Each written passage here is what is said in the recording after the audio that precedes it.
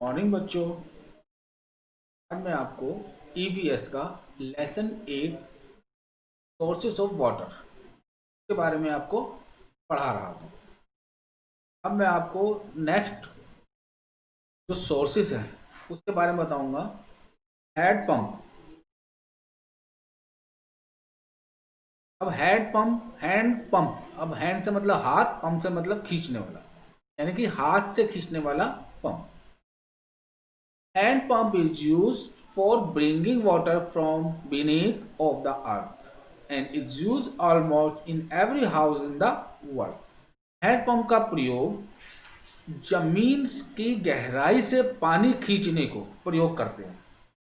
Hand pump जो है वो जमीन की गहराई से पानी को खींचने के लिए करते हैं। Of the earth and use almost in every house in the world, और दुनिया के हर एक घर में ज़्यादातर ये हैंडपंप लगा हुआ होता है, क्योंकि हैंडपंप से होता है कि पानी को आराम से हमें हर घर में मिल जाता है। But do you know how does hand pump work?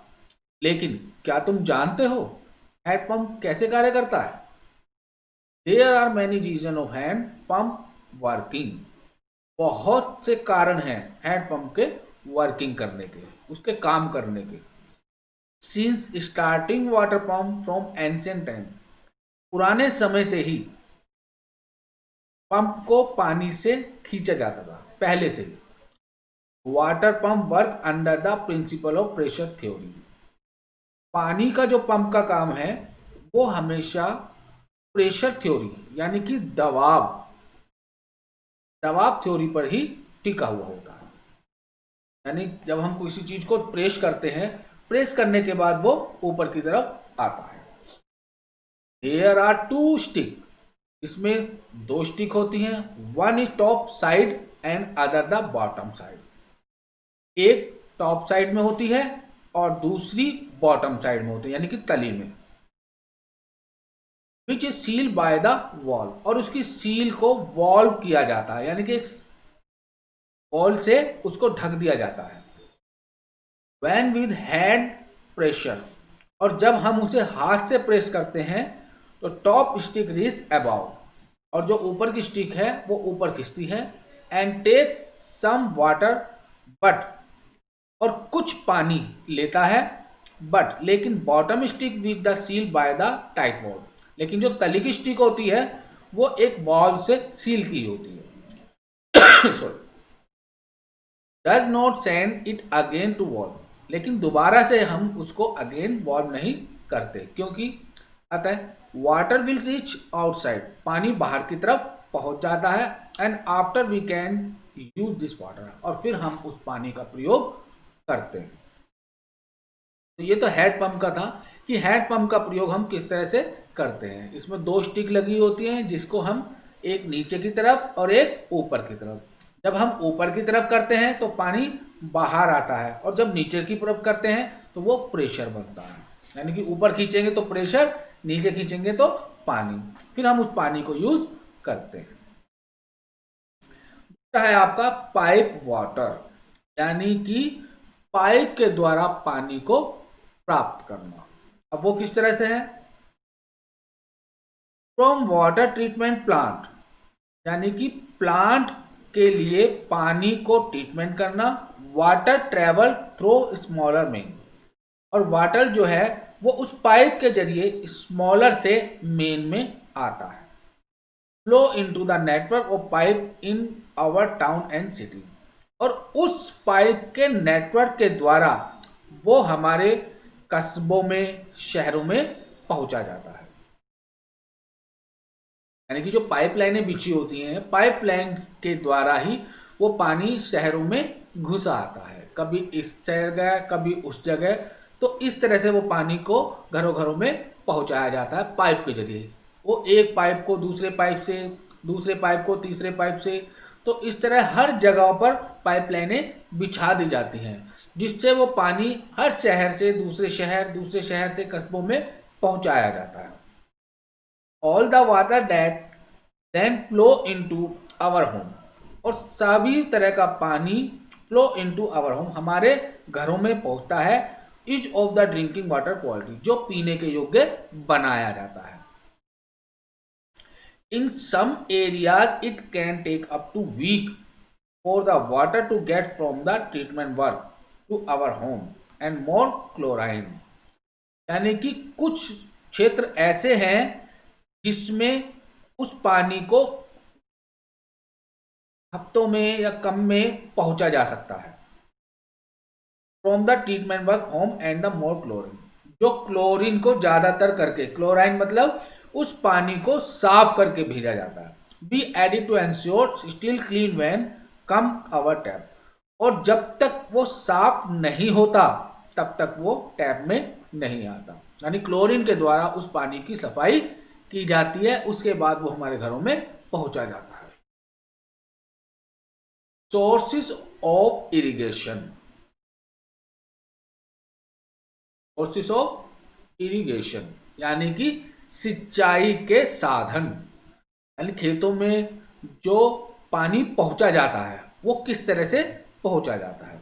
India receive a lot of rainfall from the monsoon, Bharat में ज्यादातर जो पानी प्राप्त किया जाता है वो मानसून के द्वारा प्राप्त किया जाता है।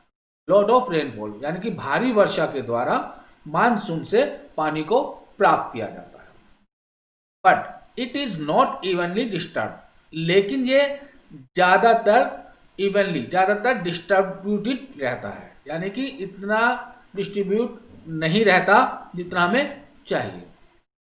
To grow crop we need a sufficient and timely supply of water throughout the year, और फसलों को उगाने के लिए हमें पानी की ज़्यादा आवश्यकता होती है, इसकी आवश्यकता होती है, and timely supply of water throughout the year, और टाइम से हर साल हम उस पानी की सप्लाई करते हैं।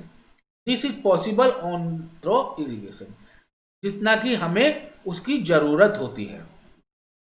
The different source of irrigation in India are well, tube well, tank and canal, और सिंचाई के विभिन्न साधन हैं भारत में, जैसे वेल यानी कुएं, ट्यूबवेल, टैंक्स एंड नहरें, ये सभी तरह के जो है उस इरिगेशन के साधन होते हैं। A tube well is water well consist of the long tube bored into the ground. Tube well का जो पानी है वो लॉन्ग ट्यूब के द्वारा बोर करके जमीन में पहनाया जाता है। Tube well are fast and easy install, tube well आसानी से और जल्दी से उसे इंस्टॉल किया जाता है। It is necessary to use a pump with the tube well, जो पंप के द्वारा आवश्यक होता है तो ट्यूबवेल में draw water up to well and surface, और पानी को खींच के कुएं में लाते हैं और फिर उसे सरफेस करते हैं। Pump can be operated by hand और विद द इंजन, पंप जो है हाथों के द्वारा या इंजन के द्वारा ऑपरेट किया जाता है। Some rely in electric supply to run an electric motor and tend to be और इन्वायरमेंटल फ्रेंडली, और कुछ रिले करने के लिए, यानी कुछ रिले इलेक्ट्रिक सप्लाई से होते हैं, इलेक्ट्रिक मोटर से होते हैं, या टैंक के द्वारा उसको किया जाता है मोर इन्वायरमेंटली फ्रेंडली, जो ज़्यादातर वातावरण के साथ होते हैं। Cap at the top of the tube well prevent contamination from above, और कैप को ऊपर से ढक के उस ट्यूबवेल को कॉम्बिनेशन में ऊपर से किया जाता है, keeping the component of well as clean as possible, और उसको सफाई से रख के और ज़्यादातर उसको कुएं को पॉसिबल जैसे कि उसको जरूरी होता है उसको हम पॉसिबिलिटी करते हैं, यानी कि सफाई उसकी करते रहते हैं। तो इस तरह आपको ट्यूबवेल, सोर्स ऑफ इरिगेशन और पाइप वाटर, और एक आपको हैंडपंप के बारे में बताया। अब हैंडपंप, पाइप वाटर, ये तो सोर्सेस ऑफ वाटर थे कि पानी को किस तरह से कैसे कैसे हमें प्राप्त किया जाता था, और सोर्स ऑफ इरिगेशन यानी कि सिंचाई के लिए हमें किस किस पानी की आवश्यकता होती है, किस तरह हम पानी को प्राप्त करके इरिगेशन करते हैं, यानी कि खेती बाड़ी करते हैं। तो इसमें ज़्यादातर आपको 3 साधन बताए थे। कौन कौन से? 4, well, tube well, tank and canal. तो अभी मैंने आपको ट्यूबवेल के बारे में बताया। इस पर देखो डायग्राम भी बना हुआ है ट्यूबवेल का, कि पानी का एक नहर बनाई गई है जिसमें पानी जाके खेतों में जाता है। तो ये हाथों के द्वारा और मशीनों के द्वारा इसको चलाया जाता है। ये था आज का वीडियो। नेक्स्ट वीडियो में मैं आपको इसके और इरिगेशन सोर्सेज के बारे में बताऊंगा। तो यहां तक आप इसको ध्यान से अच्छी तरीके से देखेंगे ताकि ये लेसन को आपको आसानी से समझ में आ जाए। तो इसको ध्यान से पढ़ेंगे, इसके टॉपिक जो मैंने आपको बताए हैं उसको ध्यान से समझेंगे ताकि आपको आसानी से इसकी एक्सरसाइज करने में दिक्कत ना हो। एक्सरसाइज तभी आपको समझ में आएगी जब आप इस लेसन को ध्यान पूर्वक देखेंगे, ध्यान पूर्वक समझेंगे, क्योंकि जब तक आप इसको ध्यान से नहीं देखेंगे तब तक ये आपकी समझ में नहीं आएगा। इसलिए नेक्स्ट वीडियो में समझाऊंगा। Thank you.